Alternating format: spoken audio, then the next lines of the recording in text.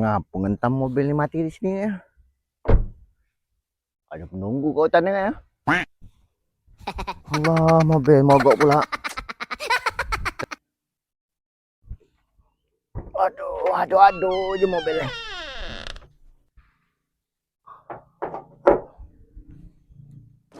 Panas.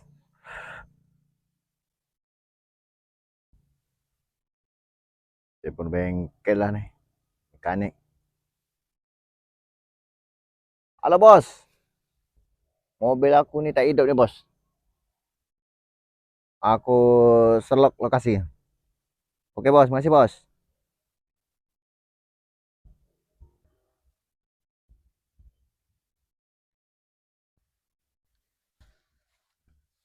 Mobil abang rusak bang?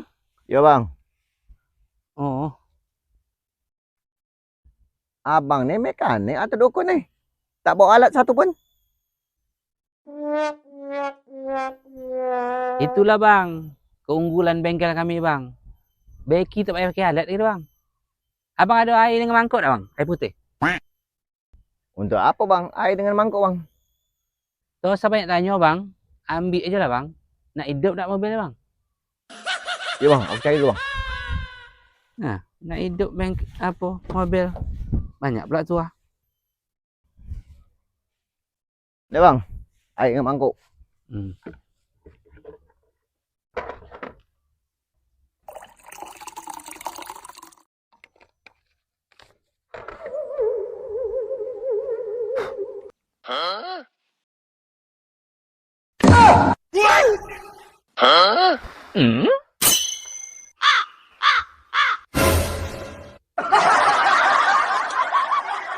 Betulan dulu bang, sesemampu abang lah. Aku cari jap.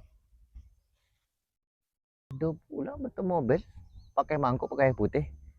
6 bulan kemudian. Dah bang. Ada bang, dah siap bang. Jadi bang, mobil abang ni bang, nampaknya kena buat orang bang. Ini nampaknya yang buat ni bukan orang jauh ni bang. Jadi bang, tadi saya kasih air radiator abang dengan minyak sapuri. Kemudian selang radiatornya saya ikat dengan benang 7 warna. Betul bang. Abang jangan apa bang. Ini nampaknya tak masuk akal, tapi ini yang terjadi bang. Kemudian tadi saya sisipkan di bawah bangku abang mengerampai. Itu untuk menangkal bang, biar orang tak bisa buat lagi, tak bisa buat mobil lagi bang.